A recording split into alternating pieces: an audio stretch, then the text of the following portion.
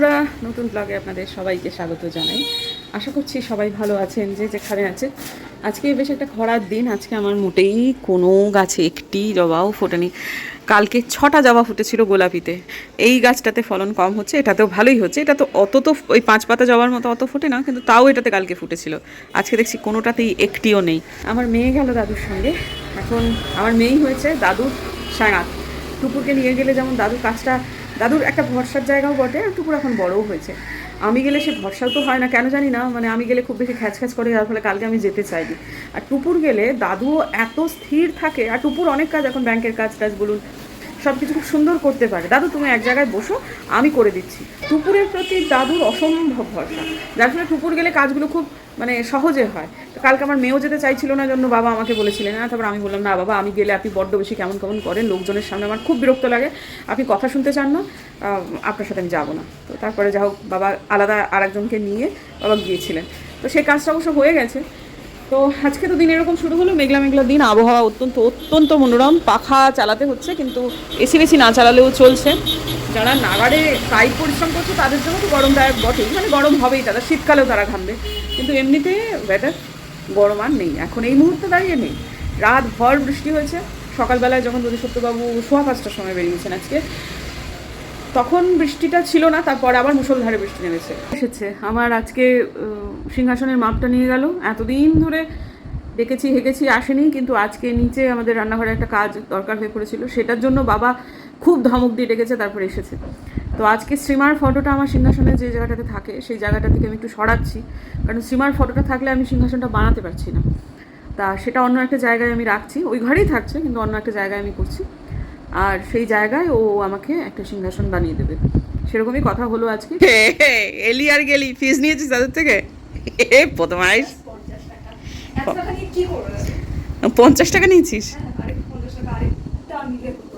যা, চাটা তোর এখনো ঠান্ডা হয়নি।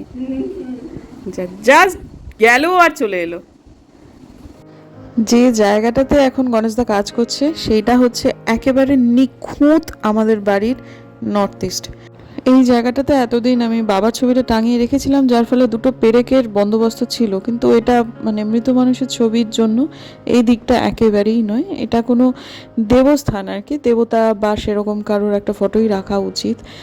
তা বাবার ছবিটা আমি দক্ষিণ দিকের দেয়ালে যেদিনকে টাঙাতে বলেছিলাম গণেশদাকে, সেদিনকে গণেশদা টাঙিয়ে দিয়েছিল। সেদিনও আমার মাথায় এটা খেলেনি যে শ্রীমার ফটোটা এখানে দিয়ে দিই, কারণ অসুবিধা হচ্ছিল। কারণ আমার ওই যে ঠাকুরের জায়গাটা যেটা দোতলায় আছে, সেটা মানে এটা একটু একেবারে এত আঁটো আঁটো হয়ে বসে যাচ্ছিল যে একটু স্পেসেরও প্রবলেম হচ্ছিল। আর এখানটায় পেরেক দুটো খালি আছে, তাই আমি বললাম যে ঠিক মাঝ বরাবর করে লাগিয়ে দিন। তো একটাই ছিদ্র করতে হলো, কারণ অলরেডি আর একটা ছিল। ঠিক মাঝ বরাবর শ্রীমার ফটোটা টাঙানোতে সুবিধে হলো, আর এই জায়গাটা খুব সুন্দরভাবে সদ্ব্যবহার হলো আর কি। মায়ের পা দুটোকে ছোঁয়াটা হচ্ছে আমার কাছে খুব বেশি জরুরি এদিক ওদিক যাওয়ার সময়। তো আমার ওই ঠাকুরের সিংহাসনটা সবসময় যে ছোঁয়া যেত এমন না, এখনও যে মায়ের ফটো সারাক্ষণ আমি মানে খাবলে খুবলে বেড়াবো তেমনটা নয়, কিন্তু হ্যাঁ, প্রণাম করতে আমার সুবিধা হবে এই আর কি। তো যাই হোক, এখন আপাতত বেরোচ্ছি, হাজব্যান্ডের সঙ্গে বেরোচ্ছি। আর এই যে এই জায়গাটাকে আপনাদের একটু দেখাই, এই যে যে জায়গাটা পেরোলাম, এটা তো আমাদের বাগান সংলগ্ন প্রাচীরটা, দেখতে পেলেন তো? জায়গাটা এখন আগের থেকে অনেক বেশি পরিষ্কার হয়ে গেছে। অথচ ধরুন আগের সরকার যখন ছিল, তখন আমাদের এমন অবস্থা হয়েছিল যে আমরা রাস্তায় নেমে এসেছি বাড়ির পোশাকে আপত্তি করতে, প্রচণ্ড পরিমাণে চেঁচামেচি করতে, যে এখানে প্লিজ ময়লা ফেলবেন না, এটা একটা বসত বাড়ি, আপনারা দয়া করুন আমাদেরকে। কিন্তু মানুষজন তবুও সেখানে ফেলে দিয়ে যেত, ইনফ্যাক্ট পৌরসভা স্টাফেরাও ফেলে দিয়ে যেত। কিন্তু এখন সেটা সম্পূর্ণভাবেই বন্ধ হয়ে গেছে। তো এখন আমরা যাচ্ছি কোর্ট মোড়, সাথে একজন সওয়ারি ছিলেন টোটোতে, সেই জন্য ওই দাদাটি বললেন যে আমি এই বাগড়াকোট হয়ে তারপরে আপনাদের নিয়ে যাই। তো একই দূরত্ব, ইনফ্যাক্ট কম দূরত্ব হয় এই বাগড়াকোটের এদিক দিয়ে যে গেলে। তো সেই জন্য আমরা বললাম হ্যাঁ চলুন। আসলে এই জায়গাটা ওই একটু বস্তি ঘেঁষা অঞ্চল, তো যার ফলে অনেক সময় আমরা একটু অ্যাভয়েড করি, হাতিমোড় হয়ে অনেকটা বেশি ঘুরপথ হয়ে আমরা যাই। তো আজকে এখান দিয়েই এলাম। তো এই জায়গাগুলো দেখতে আমার ভালো লাগে। জানি না এই জায়গাগুলোর অবস্থা মানে আর কতদিন এইরকম থাকবে। তো এটার আমার আপনারা যেটা দেখছেন আমার বাঁ হাতে হচ্ছে পেছন দিকটাতেই হচ্ছে টাউন স্টেশন, একদম সংলগ্ন। তো ওই টাউন মানে শিলিগুড়ি টাউন স্টেশন, তা সেটার জন্যই আর কি যে এত মাঝে মাঝে আমার ব্লগেতে আপনারা ট্রেনের হুইসেল শুনে থাকেন। যদিও টাউন স্টেশনটা শিলিগুড়িতে যত স্টেশন আছে তার মধ্যে হয়তোবা সব থেকে কম ট্রেন যায়, কিন্তু এই টাউন স্টেশন নিয়ে ভবিষ্যৎ পরিকল্পনা সরকারের শুনছি অনেক আছে। আর এইটা হচ্ছে বাগড়াকোট বাজার, এখানে পেঁয়াজের হোলসেল বাজার আছে। আর এখানটাতেই আছে একটা হচ্ছে bus stand, mini bus stand, ছোটোখাটো আর কি। আর কোর্ট মোড়টা এখান থেকে জাস্ট হাঁটা পথ আর কি। তো যাই হোক, একটা গুরুত্বপূর্ণ কাজে যাচ্ছি, হনুমানজি আমাদের সাথে সাথেই যাচ্ছেন, দেখে ভালোই লাগছে। তো কাজ হয়ে গেছে, সেখান থেকে ফিরছি। ফেরার সময় অনেকটা রাস্তা অটো করে এসে তারপর প্রথমে রিক্সা করে নিয়ে তারপর আমি এবং বোধিসত্ত্ববাবু দুজনেই যাচ্ছি, কারণ এখন বোধিসত্ত্ববাবুর কাজের চাপটা তুলনামূলকভাবে মানে কলেজের প্রেশারটা একটুখানি কম, অনেক সকালবেলা করে যাচ্ছে। আসলে এখন ওই কলেজে ভর্তির টাইম তো, আর অন্যান্য সেমিস্টারগুলো যেটা আছে সেগুলোতে একটু চাপ কম, যার ফলে ভদ্রলোক আজকে 2টোর সময় চলে এসেছেন। তার সাথে আমি বেরিয়েছিলাম, পরে অবশ্য শ্বশুরমশাইয়ের সাথে আর একটা জায়গাতেও গেছিলাম। তো এখন মাঝখানে আসলে আমাদের বাড়িতে না এখন অনেক কিছু চলছে, একসঙ্গে অনেক কিছু চলছে, সেই জন্য ঠিক ব্লগ কখন করব না মাঝে মাঝে আমি নিজেই বুঝে উঠতে পারছিলাম না। তো এখন মোটামুটি ওই সন্ধ্যের দিকটায়, এখন ওই সন্ধ্যেবাতিটা দেওয়া হয়ে গেছে, হওয়ার পর এখন আমি ঠিক করেছি যে এই ঘরটাকে আজকে বাপু ঝেড়ে পুছে পরিষ্কার করব। মানে এই যে বিছানার চাদরটা, এটা যে এতটাই বাজে লাগছিল আমার, মানে আমি এই রঙটা মানে কিনেছিলাম দেখুন আমি, কিন্তু ভালো লাগছে না সত্যি। কালো বলে প্রতিভাত হচ্ছে, অ্যাকচুয়ালি কালো না, এটা নেভি ব্লু, দিনের বেলা আলো দেখলে বুঝতে পারবেন। কিন্তু এই চাদরটা না পাতা যাবে না, ঘর এত পরিমাণ আলো সব শুষে নেয়। যদিও এই ঘরের জন্য এই চাদরটা ঠিকই আছে, এই ঘরে সব থেকে বেশি আলো আসে, কিন্তু তাও একটা না প্রচণ্ড নেগেটিভ ভাইব দিচ্ছিল, মানে প্রচণ্ড। তুলে ফেলার পর এই যে হলুদ চাদরটা পাতলাম, এখন যেন মনে হচ্ছে বাবা কত ভালো লাগছে। আর একটা ঘর, কালকে যেহেতু আমাদের একাদশী আছে, এই ঘরের মধ্যে অনেক কাজকর্ম আছে, এই ঘরটাকে একদম মানে যেমন আছে তার থেকে অনেকটাই ভালো করতে হবে। আর এই যে আলমারিটা দেখতে পাচ্ছেন, তার পাশে একটা টুল আছে, তার উপর একটা তোষক আছে, সেই তোষকটাকে মানে যত তাড়াতাড়ি সম্ভব আমাকে ডিভানে ঢোকাতে হবে, কিন্তু ডিভানে কোথায় ঢোকাবো জায়গা নেই। তো যাই হোক, যেটা আগে ছিল আর যেটা এখন সেটা পর্যায়ক্রমে আপনাদের দেখিয়ে দিই, দেখবেন চোখের আরাম হচ্ছে অনেক। এই ঘরটাতে কদিন আগে অবধি ঢুকতে ইচ্ছা করছিল না, এখন যা হোক তবু ঠিক আছে, তবু না ঠিকই আছে। এখন ঢুকে বসা, বিভিন্ন রকম চিন্তাভাবনা করা, সেই একটা অবকাশ কিন্তু সত্যি সত্যিই হয়েছে।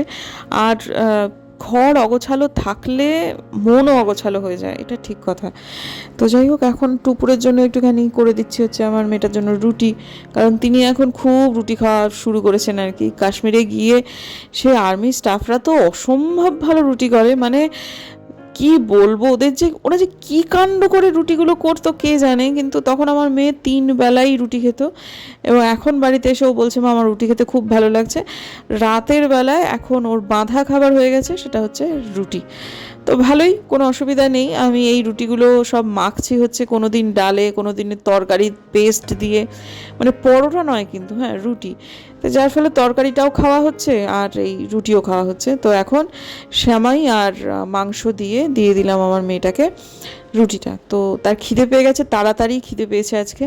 তো আমি তারপর এলাম হচ্ছে এই ঘরটাকে ক্লিন করতে। তো আমি যেহেতু ওই ঘরে মানে টুপুর আর বুম্বাদা বসে আছে, কাজেই আমি একদিনে 4টে বিছানা হয়তো বা তুলতে পারবো না, কিন্তু ঠিক আছে 2টো তো করে নিই। 2টো করে নিলে যেটা হবে যে আমি ওই মেশিনে দিয়ে দেবো, মেশিনে দিয়ে দিলে কালকে বোধিসত্ত্ববাবু যখন কলেজে যাবে তখন তো আমাকে ভোর ভোর উঠতেই হবে। মেশিনে কাঁচা থাকলে আমি ওই ভোরের বেলাতেই যখন নেড়ে দেবো, যেহেতু পরের দিন বৃহস্পতিবার আমাদের নিচের সমস্ত বিছানার চাদর তোলা হবে, আর আমি তার অনেক কমিয়ে দিয়েছি, তো তাই অসুবিধা হয় আর কি, আমি এটা নিজেও বুঝি। কিন্তু ওই যে ভোরবেলায় উঠে যে আমি মেলে দেবো মেশিনে কাঁচা জিনিস, সেগুলো শুকোতে মোটেই বেশি সময় লাগবে না, যার ফলে এটা হয়ে যাবে। তো আজকের দিনে এই যে এখন আমি এই মেশিনের মধ্যে ঢুকিয়ে দেব। নুনটা আমি এর আগেই ওই যখন ওই ঘরের বিছানার চাদরটা তুলেছি তখন ওই নুন আমি দিয়ে গেছিলাম, এখন শুধু সার্ফ দিয়ে এটাকে ঘুরিয়ে দিই, ওই রাত্রেবেলায় হয়ে যাবে। আর যতক্ষণ না পর্যন্ত এটা হচ্ছে ততক্ষণ পর্যন্ত আমার অন্য কোনো কিছু মানে আমি শুতে পারবো না আসলে, কারণ এত ঝড় বৃষ্টি বাদলার দিন আবার বাজ টাজ পড়ে এইগুলো নষ্ট হয়ে যাবে, সেটা ভালো নয় আর কি। তো আমি ওটাই প্রথমে আগে দিয়ে দিলাম, কারণ ওটা যতক্ষণ না হচ্ছে, আমি আবারও বলছি আমি শুতে পারবো না। তারপর এলাম হচ্ছে এই স্তূপ বাসনপত্র সমস্ত কিছু মাজতে। এগুলো মাজতেও আমার মিনিট 20 সময় লাগবে, আর 52 মিনিট ধরে কাচা হবে। তাই ঝটাপট সমস্ত রান্নাঘরটা গুটিয়ে নিলাম, নিয়ে তারপর মেয়ের বাবার আর মেয়ের কথাবার্তার মধ্যখানে একটু গিয়ে বসেছিলাম। কিন্তু তারপর বুঝলাম যে সব কথায় না সবার সব সময় থাকতে নেই, এটা একদম সত্যি কথা। টুপুর বুম্বাদারও মেয়ে, আমারও মেয়ে। আমার আর টুপুরের মাঝখানে সব কথা বুম্বাদার যেমন দরকার নেই, তেমন বুম্বাদার আর টুপুরের মাঝখানে কথাতেও সবসময় আমার যে খুব একটা বসার দরকার আছে তা না।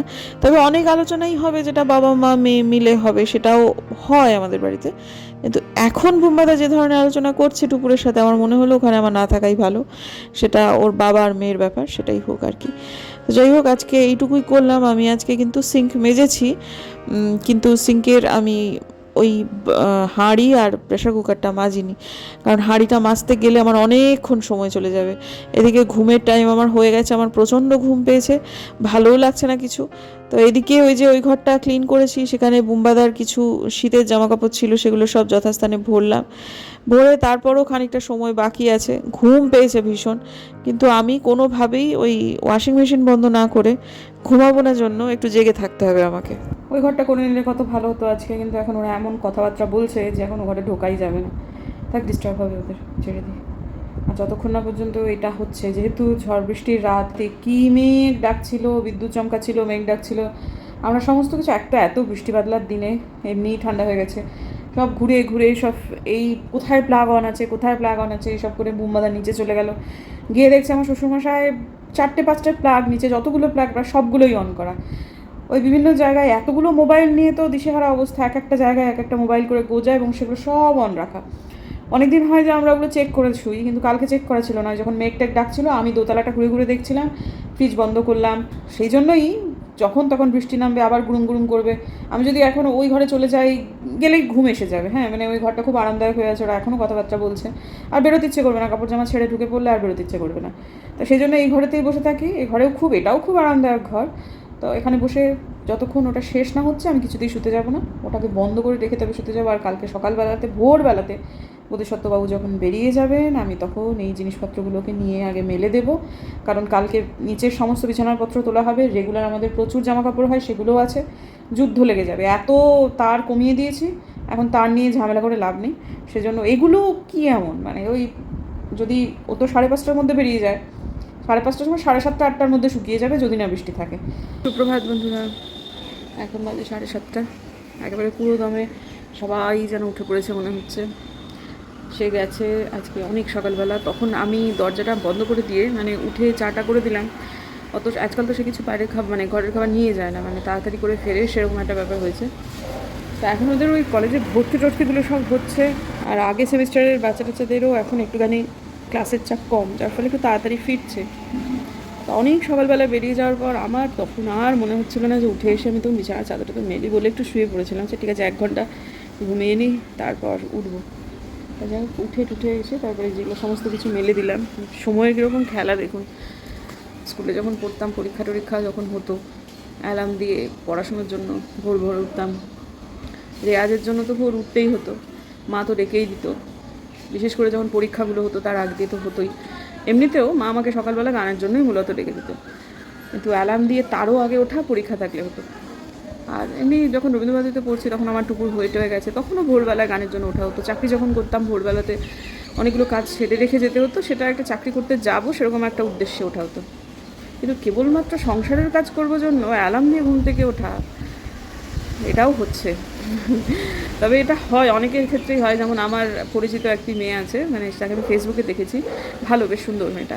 সে প্রত্যেক দিন মানে যখন বিয়ের পর এসেছিলো তখন 5:30টার সময় অ্যালার্ম দিয়ে ঘুম থেকে উঠতো বাসন মাজবার জন্য, কারণ মানে ওদের বোধহয় 6:30 না 7টা পর্যন্ত জল থাকে, তারপর জল চলে যায়।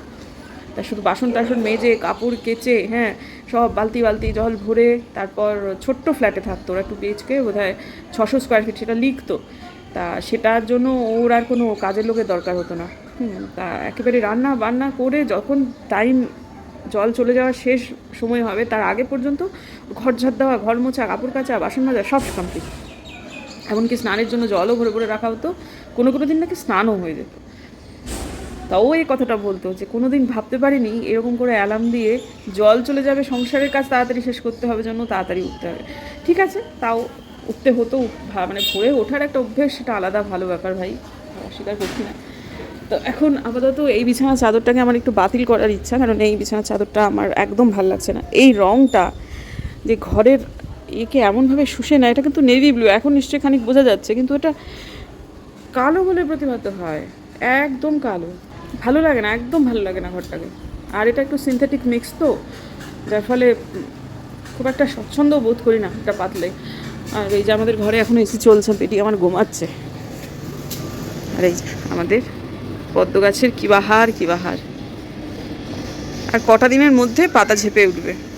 এখানে দুখানা ফুটেছে, মানে 20 মুখ বাড়িয়েছে। এটা হচ্ছে আমেরিকা আমেলিয়া, এখানেও দুটো হয়েছে। এটা রেড ফিলিপ, এটাতে আপাতত একটাই, আর এইখানে দুটো, এই একটা আর এই একটা মিশে আছে, বোঝা যাচ্ছে না, মানে ছোট্ট একদম। এটাতে একটা আছে আর একটা পুচকি আছে, সদ্য জন্মেছে, এই যে দেখতে পাচ্ছেন, এই যে। তার মানে ওপরের এই 5টা গামলাতেই কুঁড়ি আছে এবং ফুল হবে কয়েকদিনের মধ্যে। আর নিচেরটা তো হচ্ছিল না, আমেরিকা মিলিয়ার একটা লাগিয়েছিলাম এই যে এটাতে, পরে নতুন আইডিয়া এনে লাগিয়েছি, সেটা দেখা যাক কি হয়। কত মানুষ কাজে চলে যাচ্ছে, কতজনের পুজো হয়ে যাচ্ছে, দীপালি মাসিদের বাড়িতে সব পুজোর উদ্যোগ চলছে, মানে এটা সব কোন ভোরবেলায় উঠে সব চান ফান করে কাজকর্ম শেষ, সব ছেলেরা সব বাইরে কাজে যাবে, সব পুজো, বাচ্চা, রান্না বান্না সব শেষ হয়েছে, সারাটা দিন এদের হাতে থাকে। যাই, এবার আমি নিচে যাই।